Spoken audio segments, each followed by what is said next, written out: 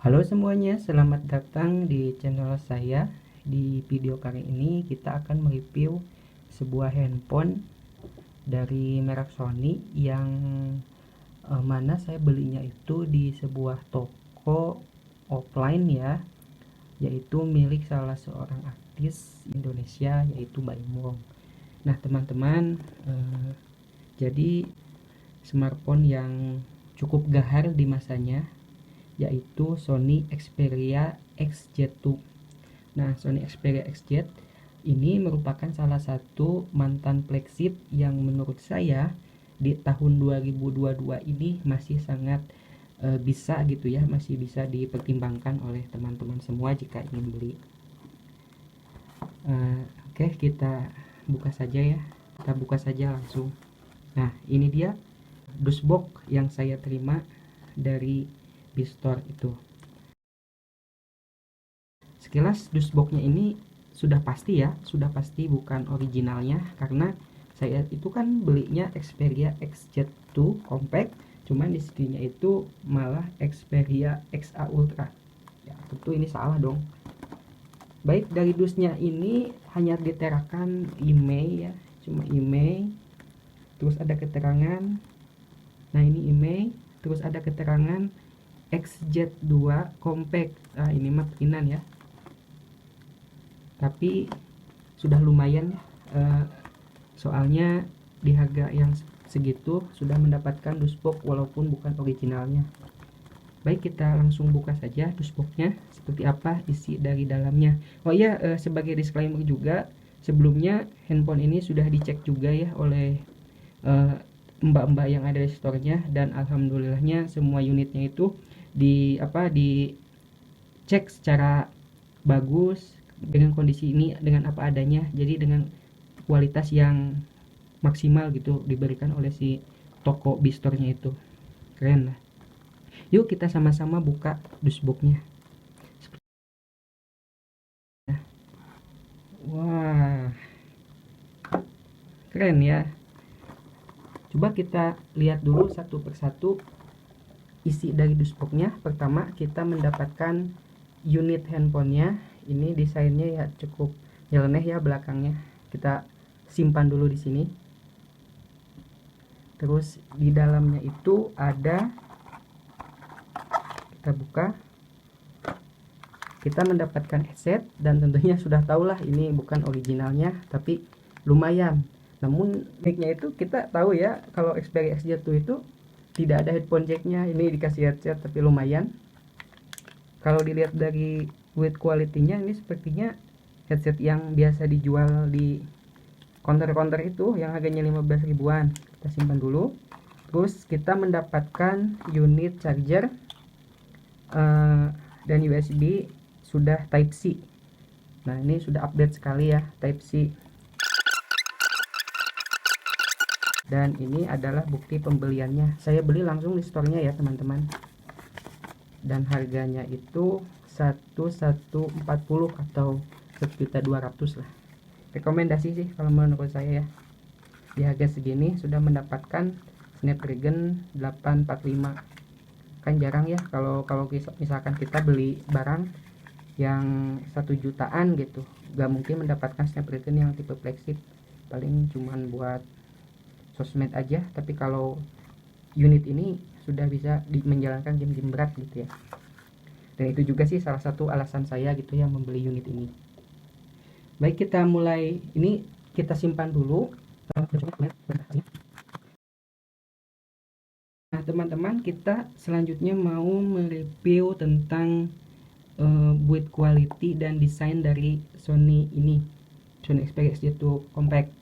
Pertama dari layar. Nah teman-teman, layar dari Sony Xperia XZ2 Compact ini merupakan layar IPS, jadi bukan AMOLED. Namun ya kita tahulah layar Sony itu sangat keren-keren ya, karena DPI-nya itu atau kedalaman pixelnya itu 483, dan layarnya ini IPS LCD tapi sudah support HDR. Keren ya, depannya itu seperti ini. Terus kemudian kita lihat dari kameranya. Nah, di sini ada kamera depan. Kamera depan ini resolusinya 5 megapiksel aja, tapi kualitasnya bagus. Saya sudah tes kemarin. Terus ini ada sensor, dan yang uniknya itu Sony sudah stereo speakernya. Nah, speakernya itu sudah stereo di depan, jadi ketika main game ini enak. Terus di bagian sampingnya, ya karena ini bukan unit baru, jadi ada dent sedikit ya di sini tuh, nggak apa-apa. Yang penting dalamnya keren ya, Snapdragon gitu kan. Nah, ini di bawahnya ada USB Type C, namun ya sebagai handphone flagship ya, dia tidak menyertakan jack 3,5 3.5 gitu, jadi tidak ada. Di Type C ada mikrofon, di belakangnya di sini ada sensor fingerprint, dan ini ada tulisan NTT Docomo karena unit yang saya beli ini adalah ya bisa dikatakan limbah Jepang juga. Terus ada LED dan NFC, jadi handphone ini sudah support NFC. Bayangin tuh, harga segitu sudah support NFC. Pabi alai Robi Kumat Kaliban, di harga segini sudah dapat NFC. Kameranya beresolusi 19 megapiksel LED, terus sensor-sensor dan sensor laser. Dan di sini ada fingerprint scanner yang kecepatannya itu lumayan juga, sudah saya tes. Kemudian di bagian atas di sini ada secondary mikrofon, dan bagus loh, ini suaranya kencang dari speakernya ini. Baik, langsung saja kita akan nyalakan. Sebagai disclaimer, ini handphone sudah saya gunakan, jadi mohon maaf apabila nanti ada notifikasi masuk. Kita hidupkan ya.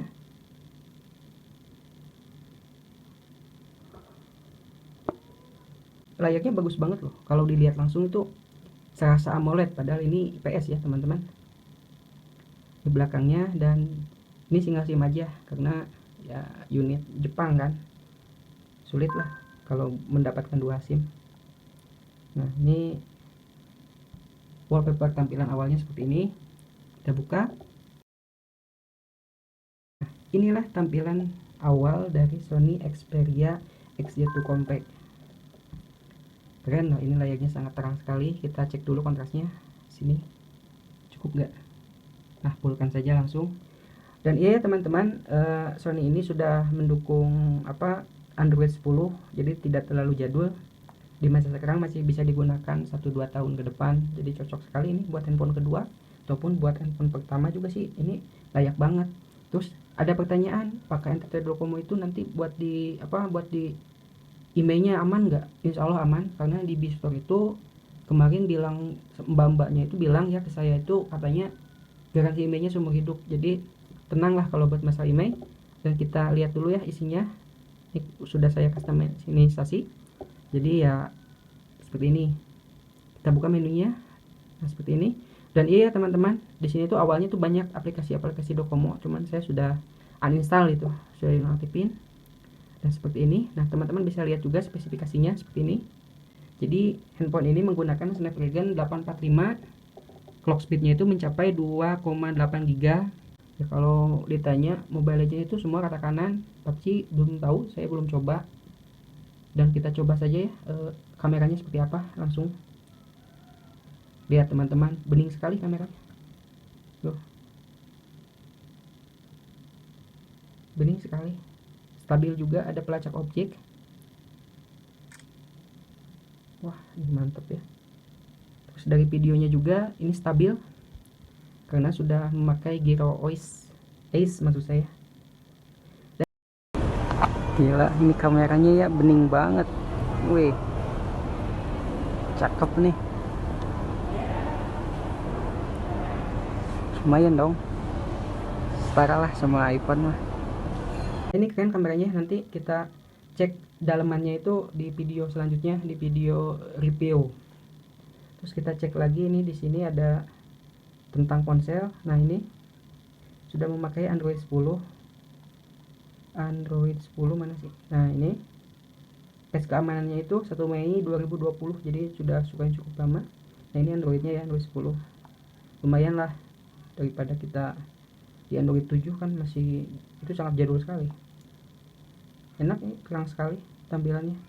Jadi kalau misalkan teman-teman mau beli handphone gitu ya, yang harganya itu murah, saya rekomendasikan Sony karena chipsetnya itu gahar, dan juga suaranya itu kencang sekali. Bukan hanya suaranya saja, layarnya juga itu sangat pokoknya teman-teman jika menggunakan handphone ini nanti bakal beda gitu experience-nya sama handphone 1 jutaan yang beredar sekarang. Kameranya juga ini bening, bikin video juga enak gitu ya, nggak shaky karena sudah mendukung Hero Ace. Dan RAM-nya juga ini besar teman-teman, 4 GB. Ya cukup lah kalau buat game-game seperti Mobile Legend atau PUBG juga cukup sih sebenarnya. Cuman kelemahannya ini terletak di baterainya. Baterainya itu cuman 280 mAh, 2870 mAh lebih tepatnya seperti itu. Tapi yang saya rasakan selama 1 hari terakhir menggunakan handphone ini, ya di baterai sih sepertinya nggak terlalu ini ya, nggak terlalu boros juga. Ini tergantung pemakaian aja. Tapi kalau buat game ya memang itu resiko juga sih. Soalnya di baterai yang kecil, chipset yang gahar, ya agak sedikit boros. Cuman kalau bagi saya sih karena penggunaannya juga hanya sebatas media sosial biasa, ya ini cukup lah seharian bisa. 1 kali ngecas lah dalam 1 hari, 1-2 kali kalau misalkan intent banget gitu ya. Terus kelebihannya juga ini memorinya dan sudah berteknologikan UFS 2.1. Ini sudah lebih kencang daripada MMC biasa. Terus apalagi ya, ini juga sudah mendukung USB on the go, fingerprint ada ya di sini, accelerometer, gyro, proximity, barometer, kompas, dan yang paling diunggulkan itu adalah ada teknologi HDR-nya itu. Pokoknya teman-teman kalau nonton video di sini di HP ini udah pasti bakal bening sekali, apalagi kalau misalkan di settingnya itu di 4K 60 fps. Waduh, itu udah nikmat sekali ya teman-teman. Terus berdasarkan hasil Antutu juga ini mencapai 265.000 tinggi sekali pada zamannya.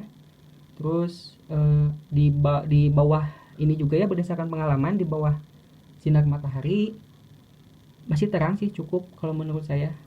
Terus yang diunggulkan lagi nih suaranya kenceng banget, serius teman-teman. Kalau misalkan mau beli handphone ini masih cocok. Namun kalau misalkan masih galau, nanti saya akan bikinkan kembali video buat review pengalaman saya tentang menggunakan HP limbah Jepang ini maksud saya. Ini juga sudah mendukung fast charging 18 watt, jadi ya agak cepat sih, lumayan di baterai yang sekitar 2000-an gitu. Ya seperti itu aja dulu ya teman-teman. Nanti kita sambung kembali di review handphone ini di video selanjutnya aja. Terima kasih sudah menyaksikan video ini. Sampai jumpa kembali di video berikutnya. Assalamualaikum.